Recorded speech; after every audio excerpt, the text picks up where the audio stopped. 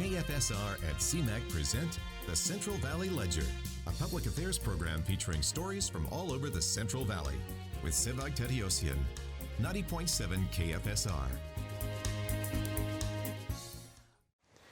Welcome to another edition of the Central Valley Ledger. We're recording in Studio B at CMAC Studios in downtown Fresno.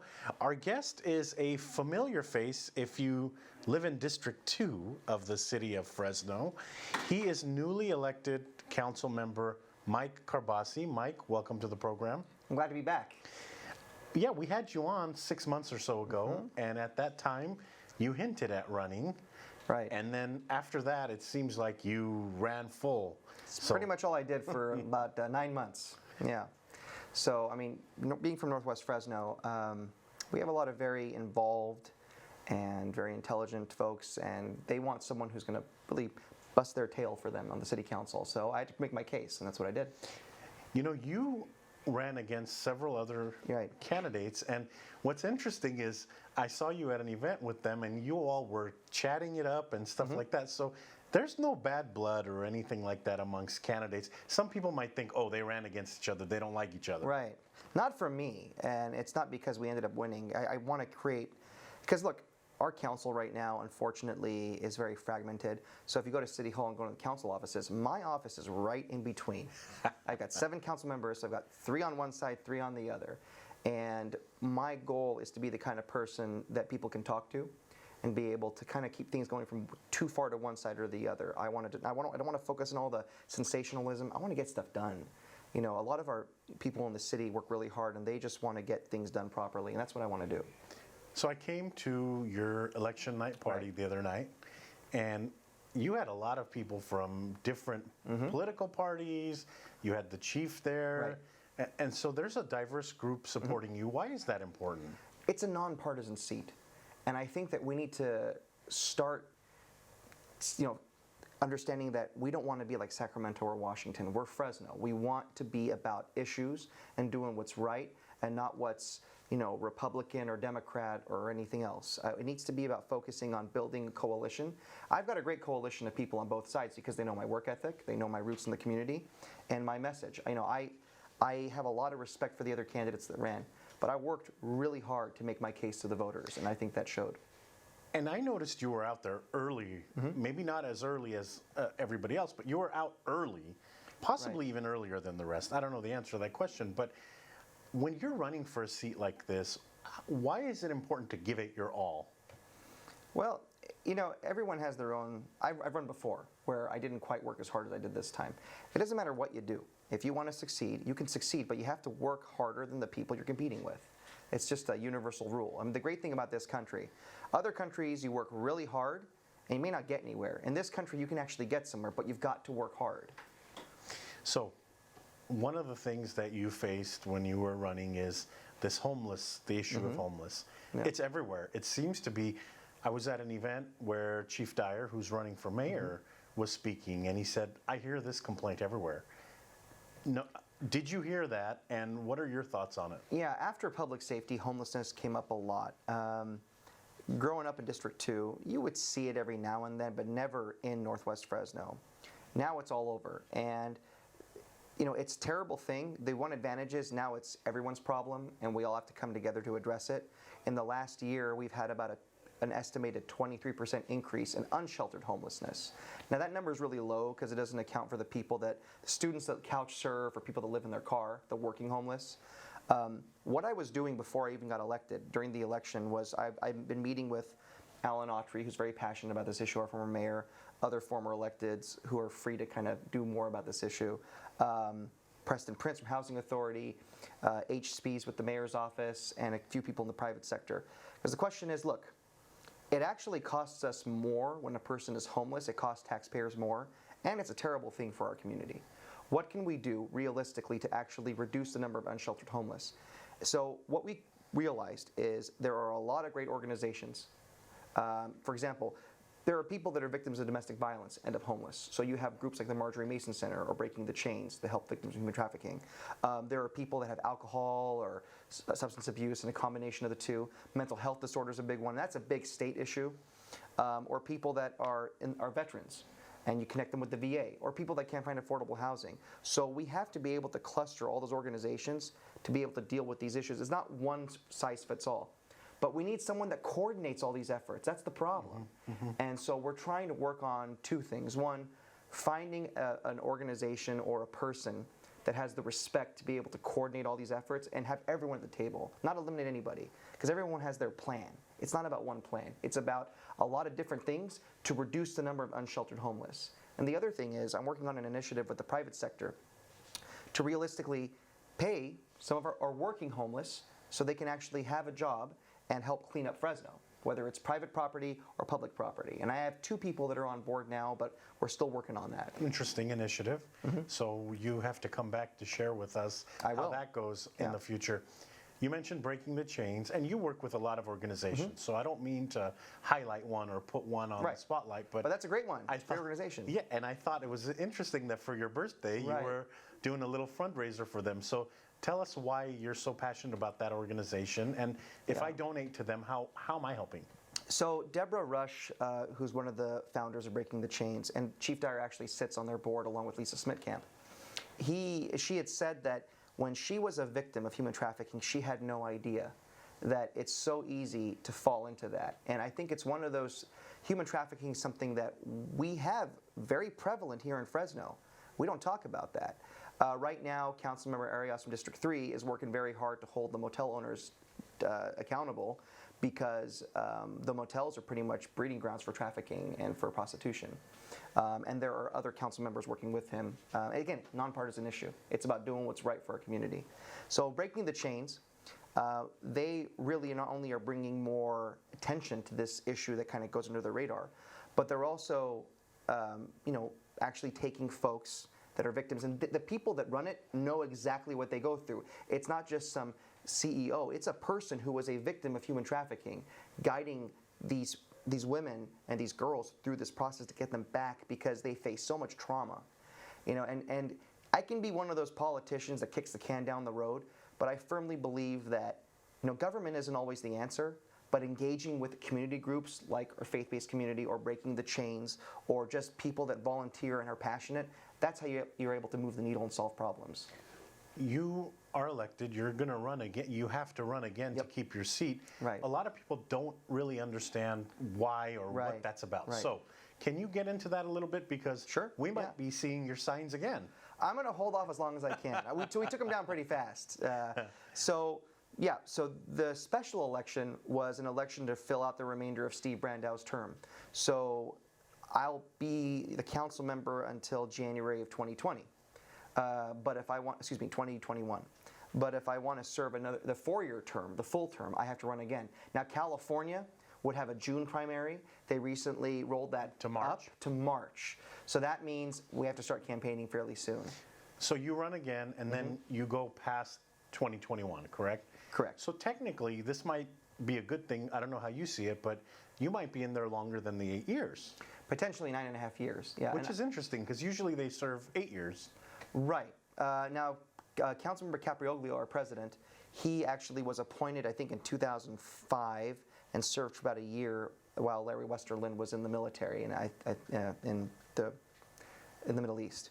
And then Westerlund came back, finished his term, and then Cap ran for 2 terms. So he's on the last couple of years of his term. So you're already in the middle of things. I see. Literally in the middle, yeah. You're already in the middle of things. Yeah, we talked a little bit about the homelessness issue. What about public safety? So, sometimes people park their car, they get broken into. It's a bad lot in feeling. District 2. It's a bad feeling, burglaries, stuff like that. So talk about public safety, and how do we make communities safe? Yeah. So that was my number one issue, was public safety, because I was very concerned about, this is what I was hearing at the door. Now, my business, my father has been a victim of crime twice in the last 8 years. That's what moved me to make this my big issue. But also, public safety and having safe neighborhoods, it's the number one responsibility of any city across this country. So we can't get it wrong, we have to do it right. If you live in the Herndon and Milburn area, your mailboxes are broken into. I have one resident named Donna. You might have met her the other night. She came to the event. I walked her door, met with her. A week later, someone with a machete tried breaking into her house. with a machete. Scary. There were a couple guys. This guy obviously was not all there, but it was on the Ring doorbell cam and it was on the news. And that kind of thing happening anywhere in Fresno, a machete-wielding lunatic, it's not okay. But in my neighborhoods, I'm very, very, I'm personal. Now it's you take very it absolutely. So, how we can be safer? We're talking in that neighborhood about neighborhood watch and reinstating that, because having a pet helps. Arming your alarm system, having an alarm system, arming it at night when you're home really helps, because we had a few burglaries on Manus Extension when people were home. So everyone can be a victim of crime. But the other thing is, watching out for your neighbors, being involved, having the neighbor's phone number, just looking out the window. That's community. And, I want to stick around for a while in this position and help out my neighborhoods, and that's my focus. So sometimes people say, oh, the city councilmen, they have ulterior motives. You're doing it for city council, because Right. that's the only thing I've seen you run for, city council. Right. Why are you doing this? With respect to the people that were there before me, I think that I like both of them very much. In fact, Brian Calhoun, our former council member, he's been helping me. He's been in the office a few times to help me get transitioned into office, because I didn't have a long transition. I was elected Tuesday. I go there on Wednesday to say hello. Oh, here's your office key. You can get to work now. So that's what we did. You're like, okay. Okay, let's do it. That's what I signed up for. But I needed help on the transition, and he helped me. But I'm the first person in 20 years, at least 20 years, born and raised in Northwest Fresno to represent Northwest Fresno at City Hall. It is very personal for me. And I have a family business, and we've had it here for 40 years. I'm invested in the neighborhood. So, it still hasn't hit me that we won. I go to City Hall every day, and it's been, 2 weeks now? And I walk in that building and I think, wow, how lucky am I that I get to actually serve my community? And we've actually had some success already. So, for example, the Audubon overpass that we have in the eastern part of the district. Someone went in to steal copper wire, broke up the utility boxes, which is a tripping hazard, and there was a bunch of overgrown weeds. So I learned how to use the system, and I emailed code enforcement. Within 36 hours, fixed. Now that's a small deal, but all those small things add up. I have a resident her light pole, she's in a cul-de-sac. It's the only light post they have in that area. And it's a safety issue. It's been out for 2 years. We're getting that fixed. Nice. And we need to pay a little more attention to our neighborhoods, and that's my focus. The small things really matter as much as the big things matter. It's funny you say that. On my street, there's a street light right next to my house. Wait a minute, I gotta go. No, I'm just kidding. I'm kidding. Okay. I don't live in the district. We can still help you. What's going on? I don't need the help. I'm trying to tell you that in my district, there's a street light right next to my house, and it had been out for several years. Right. The other day, I come out and I'm thinking, why is it so bright in front of my house? That's fantastic. And someone LED upgrade. LED upgrade, Yeah. so now it works. That's happening all over Northwest, or all over Fresno, excuse me. Yeah. But I agree with you, because with that spotlight, now I see a lot more further than I would have had with the house lights. And the city saves money, which is great, but also at the same time, it's safer. It's better for the residents. So it's win-win. I love those situations where everyone can win. So public safety. Some people will argue that they take a big chunk of the budget. Right. But we're still down officers, right? We are. So according to the FBI, we have to have every community about 2 officers per 1,000 residents. Fresno is at about 1.4, 1.5. We have lower ratios than Clovis. We have a high demand for service. We get about 1,300 911 calls a day.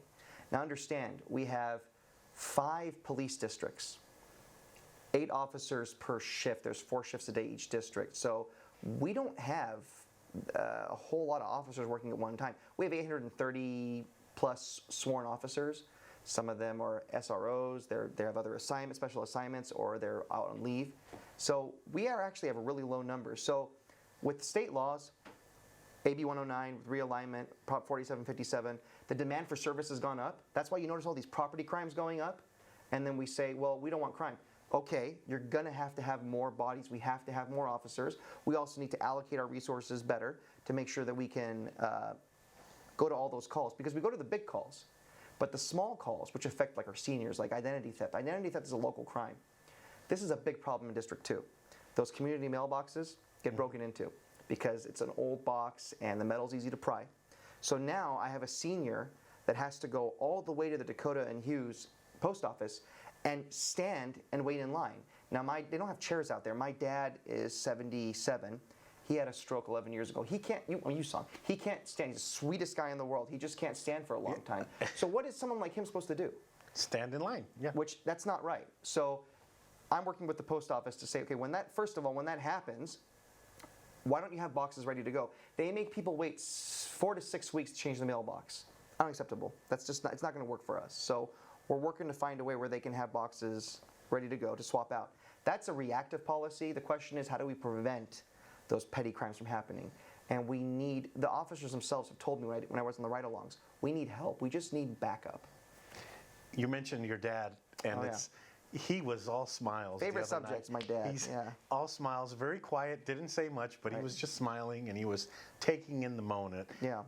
You winning, how did that make your dad feel? It's a slam dunk question. It's an easy. No, he question. cried. I mean, my dad went through this process with me. I was 20 in Iran. We lost. I was 24. That was a tough loss, but I actually am really, really blessed to have that loss. One of the first people I talked to when I wanted to run again was Andreas Borges, and I ran against Andreas in 2008. And he taught me a whole heck of a lot. I mean, he was a great candidate. He and his wife were great people. They worked so hard, and they deserved to win that election. I wasn't ready. And I spoke to him, and he gave me really great advice, and I listened to him. And after all that we went through, and we never stopped believing in what we wanted to do, or my family wants to do for the community, and we ran again, and the residents of Northwest Fresno gave me a chance, and I'm not going to let them down. You know what I appreciate about you? You openly will say that I lost a couple of times. Oh, I got my butt kicked. And but you know, we'll go into but I that. appreciate that because Sure. it takes a lot from a person to say, you know what, I did this, I lost. Mm-hmm. You lost twice, but you're not bitter. Like I don't see any. When I met Right. you and you were deciding to run, there was no like anger or anything in you. It was Right. I want to run to help fix the community, and I appreciated that. Sure, and I would want anyone else to be that way. If you get, especially today on the council, if you get stuck in pettiness or being bitter, you're not going to get anywhere. You know, I've gotten to know the 6 other council members. I may disagree with some of them politically, but I genuinely believe, despite the politics and the grandstanding, they genuinely want to take care of their respective districts. Now, my priority is District 2. I love our city, but my priority is Northwest Fresno because that's where I'm from. That's my job. But I have to check myself first because I want to be the person that the other council members can come and talk to. Councilmember Caprioglio is that person now. I mean, it's great that he's our council president. I always felt very comfortable talking to him, and you know, I want to be the kind of person that can bring us together to get stuff done. If we become like Sacramento or Washington and we get stuck in all the big hot button issues, well, how is it actually helping anybody? How is it help keep you safe, keep your businesses open, keep your parks clean? It doesn't. So that's my priority. Well, and now that the District 2 seat is filled, you're going to see a lot more votes get passed, and not 3 versus 3, right? We actually had that happen the other day, the panhandling signs. So, you know, it's not really binding. I mean, the council members don't have to use them, but there are a lot of people that feel very strongly they're concerned about panhandling. And panhandling is separate from homelessness. I mean, I don't believe in ever punishing a person for generosity. If you want to give, that's your prerogative. We're not going to fine you for that. This is just saying it would be better for you to give to organizations like, you know, Poverello House, the Dakota Echo Garden, the Rescue Mission, or any, you know, Marjorie Mason, any group that can help people that are in desperation, because we don't want to enable a bad habit. And unfortunately, there are some folks that abuse our generosity. That doesn't mean it's all of them. There's just some. And so there are, you mentioned it, and you're right, there are some wonderful organizations out there that are really all in trying to help with the homelessness issue, trying to help feed people and stuff like that. So, you know, we know because we interview nonprofits and individuals making a difference in the community. So if someone really wants to give, that's another option out there, is some of these wonderful nonprofit Yeah, organizations. the Food Bank is a great organization. I mean, you go ahead, feel free to name drop whoever you want. Poverello House, Poverello Marjorie Rescue- Mason right, Center, right. Fresno Rescue Mission. I mean, all these organizations. Heinz So- Hospice is another great one. I mean, I don't think there's, the chaplaincy is another great organization. So, and even if you're not a religious person, that's okay. They actually offer secular counseling services to children. They're actually in 42 Fresno Unified Schools right now, and they help kids in first grade. Again, and not in a religious way. but they wear their uniform. It's a way to kind of show kids that an officer isn't an enemy. It's a friend. It's someone you go to when you need help. Because I think all of us, it's easy to criticize police officers, but when the moment that you need help and you're the victim of a crime, that's going to be the person you call. And we have a very, very diverse police force. I hate the caricatures and all the stereotypes. I encourage residents, go and join the Citizens Police Academy. Go on ride-alongs. You'll have an informed perspective. You can still believe in what you want. At least you have an informed perspective. You went on ride-alongs when you were running for office. Isn't that a great experience to get first-hand experience? Yeah, I did one with the sheriff's office, and they're about 10 hours apiece. I did 14 ride-alongs, most of them in Northwest Fresno. It gives you a better perspective of the service aspect of the department. And a lot of times officers are like social workers. They're trying to work things out between families. And there's only so much they can do, but at the same time, that's why I talk about the chaplaincy. There's a situation where a family is facing a very, very grave situation and they have to connect with maybe state services. Well, we take off. Who's going to ensure the family has the ability to do that so we can reduce the trauma for those children? That's where the chaplaincy comes in. They become that intermediary to get that done. The other thing that's been in the news up in your area is the Palm and Nice. There's a park there or something going on there. Can you explain? Yeah, so we had one of the groups on talking about it. There's it's about river access. So off of Del Mar and Audubon, there's a place called Riverview Drive, and they were going to have a housing community out there a long time ago, and there's a gate out there. You can actually walk through it. You can go fishing. You can get access to the river. So I grew up on Sierra and Marks. I didn't know we had a river 2 miles away because there's no access. And the question is, how are we going to ensure access for our kids? There's an alternative plan, 5B, that actually was supported by the Conservancy that's been overturned, and now it's in litigation. It's very controversial.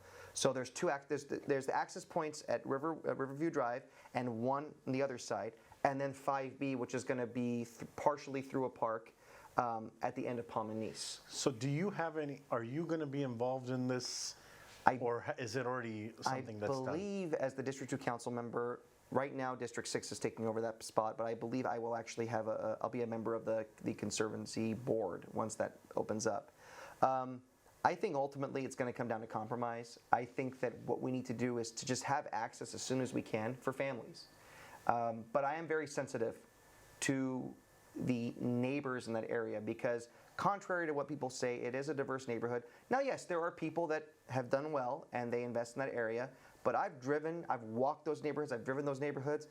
I'm concerned about the increased volume in traffic. Audubon itself has a lot of trouble when it comes to traffic. Try making a left turn on Del Mar at rush hour. You're gonna be waiting for a while. So I hope we can compromise and just put our politics aside, focus on our kids all over Fresno that want access to this great river. They can go there, through schools. We went to Producers Dairy, went to the Mukes home as a kid. I'd love our kids to be able to go to our river. And it may happen soon. I think it will. I think we're going to be able to be reasonable and put our politics aside and do what's right. One of the things you'll hear, and I'm sure you've heard it already, is Fresno isn't business friendly. I've heard that quite a few times, yeah. Someone told me the other day that, I tried to do something in Fresno, it didn't work. Right. I went to Clovis, and the person helped me get it started, and it's up and running in Clovis when Fresno told me no. Talk about if you've heard that, and what are your thoughts on that? I've heard it. People have shared with me examples, specific examples. I kind of had an issue when I applied for a CUP when I had my business a few years ago. Yes, the reputation, perception is almost as bad as anything else, and the perception is that we're not business friendly. The question is, how do we become business friendly? Because we have to compete. We're losing a lot to communities like Clovis and Madera and Kingsburg. Look at all the housing in Madera that's going in. So that's less money, because basically where you sleep is where you pay your taxes. Property tax is the biggest tax revenue for the city. And you asked, we were going to talk about the budget. We have about $1 billion city budget. $40 million is the general fund. That's the money that goes to police and fire and parks and roads. That's the money we can play with. And there's not a whole lot of room right now. So whenever we lose to Clovis or we lose out to Madera, basically that's money those are police officers we're losing. Those are firefighters we're losing. Those are park acres we're losing. So we have to find out where the disconnect is between the business community and City Hall because if you have the right to open a business, we need to help encourage you to do that, because you're going to hire people, and those people are going to buy a house in the city or rent an apartment, and they're going to pay taxes here. And it's not about raising taxes, it's about increasing economic development and opportunity for everyone. We've lost a lot of Fresno, meaning, and I live in Fresno, so when I say we, because I live in Fresno, that's what I'm saying. We've lost a lot of people to Clovis. We were out looking at model homes the other day, and it's expanding like crazy out there. Yeah. Then you got 2 huge neighborhoods in Madera. Right. Is Fresno still a good place to buy a home and raise a family? Oh yeah. I mean, as soon as we have kids, we're going to have them here. I think it is. I think the challenge is, real quick, that from a marketing standpoint, and I'm a product of Fresno Unified, I love Fresno Unified, usually being a Clovis Unified School or a Central Unified School makes it easier for the seller, and I hate to say that because my fiance teaches at Fresno Unified. This is, we really appreciate having been products of this community. But the flip side is those school districts are also raising their fees for developers, so it's becoming more and more, they're pricing themselves out kind of. So that's why working with our elected officials and the school board and helping them have the resources they need to have safer routes to schools and other things, it's really important, because the better our school system is, it also helps the housing market as well. I think it's a great place. If you compared to LA or San Francisco, you can get a really good priced house here. We're running out of time this week on the program. I could sit and talk to you for hours and hours. Well, now that I'm a politician, I do all the talking. I'm so sorry about that. Well, that's great for me, because in this industry, you want the guests to do more of the talking. What do you want people to know about you? I mean, we've seen you on signs. Sure. We've seen Jerry Dyer's picture next to yours on the sign. We've seen the commercials. Yeah. But final thoughts. What is it that you really want us to know about you? We've seen the name Karbassi. We've seen, you. So the election was August 13th. On my birthday, by the way. On your birthday. And then the party was on your anniversary. So something about you, man. Your election on my birthday. Right. Your party on my anniversary. Right. But between August 13th and August 14th, nothing changed. The promises I made, the hard work I expressed in the campaign, that's who I am now. That's who I was then, it's who I am now. There is no change. And you can still call me if you have a concern. My cell phone is 601-0564, or you can email me, mike.karbassi@fresno.gov. I'm still that same person. I'm really, really honored to be the council member. And I know it's early, but I hope people elect me for a 4-year term so I can finish this work and have the first person in 20 years represent us actually from the neighborhood. Well, good luck to you. Thank you. On everything. Congratulations on your victory, and we'll invite you back. And yeah, we'll thanks chat. for having me. You're welcome. Appreciate it. All right. That's all for this edition of the Central Valley Ledger. You are listening to us and watching us in Studio B of the CMAC Studios in downtown Fresno. Paul Starcevich was the technical director, so thank you, Paul, for making us look and sound good. Our guest is Mike Karbassi. He's newly elected council member, District 2, and I'm sure you're going to hear and see him more out there. Thank you to those listening on KFSR 90.7 FM, to those watching on CMAC, Comcast 93 and AT&T 99. We hope you enjoyed the program and learned a little bit more about Mike Karbassi. Tune in next week to a new edition.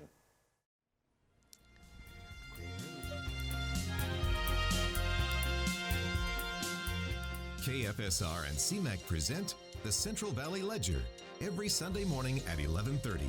For a complete program schedule, visit kfsr.org.